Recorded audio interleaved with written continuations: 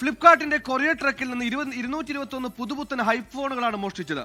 മുംബൈയിൽ നിന്ന് പഞ്ചാബിലേക്കുള്ള യാത്രാമധ്യയാണ് വൻ ആസൂത്രണ കവർച്ച നടന്നത്. 1000-ലേറെ പാർസൽ ഉണ്ടായിരുന്ന ട്രക്കിൽ നിന്ന് 220-ലേറെ ഐഫോൺ മോഷ്ടിച്ചത് ട്രക്കിന്റെ ഡ്രൈവറും ക്ലീനറും ചേർന്നു.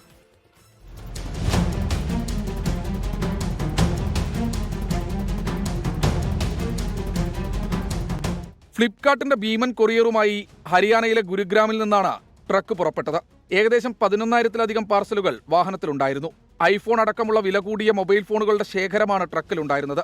ആമസോണിന്റെ പങ്കാളിയായ ഒരു സ്വകാര്യ ലോജിസ്റ്റിക് കമ്പനിക്കായിരുന്നു ചരക്ക് കയറ്റുമതിക്കുള്ള ചുമതല. കമ്പനിയുടെ പാർസൽ വാഹനം ഹരിയാനയിൽ നിന്ന് പഞ്ചാബിലെ ലുധിയാനയിലേക്കുള്ള യാത്രാമധ്യേയാണ് വൻ കവർച്ച നടന്നത്. 10 ദിവസം മുൻപ് മാത്രം ജോലിക്ക് കയറിയ രാജസ്ഥാൻ സ്വദേശി നാസറും സഹായി ചേതനുമാണ് പാർസലുമായി പുറപ്പെട്ടത്. കിലോമീറ്ററുകൾ ദൂരം സഞ്ചരിച്ച് ലുധിയാനയിലെ ഗോഡൌണിൽ വാഹനമെത്തുമ്പോൾ ട്രക്കിൽ സഹായി ചേതൻ മാത്രമാണ് ഉണ്ടായിരുന്നത്.